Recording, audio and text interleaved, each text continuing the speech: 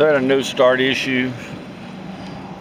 Amazon stator quit working. We put a used one on, so now it's firing. Fuel ball was hard as a rock. I don't even know how you'd squeeze it. Gas is really mixed rich.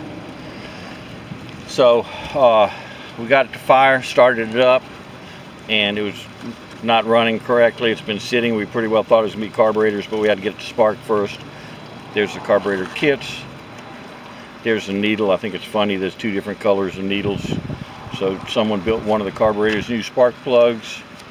If you do the carburetors, you do the fuel pump. There's the fuel pump kit. A little stretched, just not bad. Fuel filter. Start her up.